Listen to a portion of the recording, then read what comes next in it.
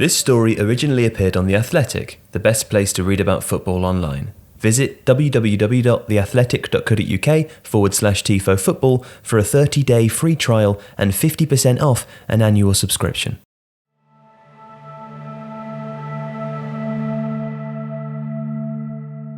The sacking of Steven Morrow and several of his staff was the first sign of Edu, Arsenal's technical director, examining the structures at the club and acting with real authority.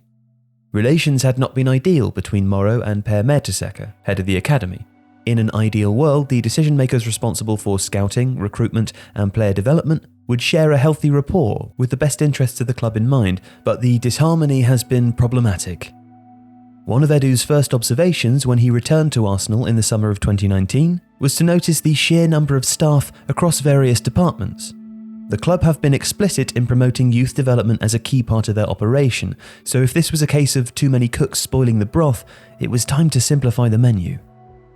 Morrow had, of course, been a midfielder at the club, a generation before Edu, a member of a mid-1990s team that won silverware a decade before Arsenal's Invincibles. At the end of his playing career, he moved to the United States and spent time in Dallas as a player and a coach.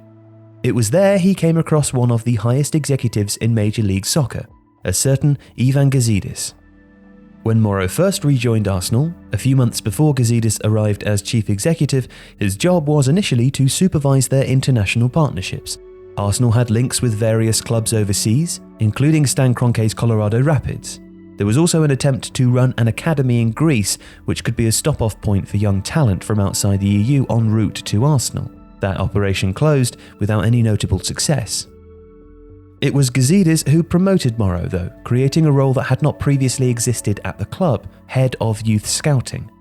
Up until then, any young players brought into the club either came through the head of the academy or the chief scout.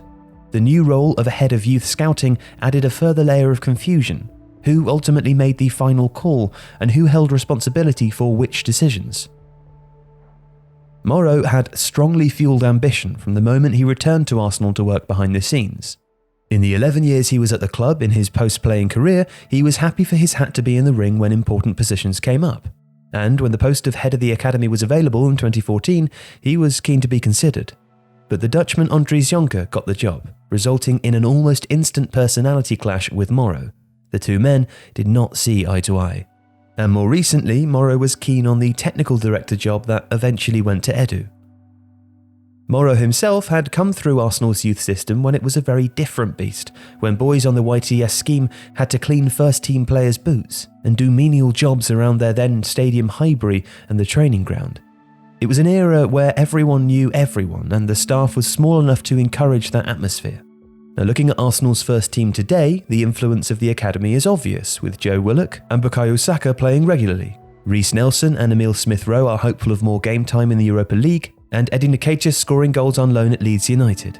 All of them came through the Hale End production line since boyhood. This is the level of player the club is eager to generate. All of them were spotted when they were very young, in the era when Liam Brady oversaw the academy. He made his own decisions without having to negotiate with a separate youth scouting department. So, Arsenal have ditched the model invented by Gazidis, with a specific head of scouting for the academy, and this decision allows them to streamline the process of making progress with their youngsters. It is now down to Mertesacker to oversee how he best wants to ensure the standard of young players invited to the club. Although results are far from the only measure of the work of an academy, especially as Mertesacker is very focused on looking after the young personalities and trying to help them cope with pressure, it's not gone unnoticed that results have dipped recently in certain age groups and something needed to change.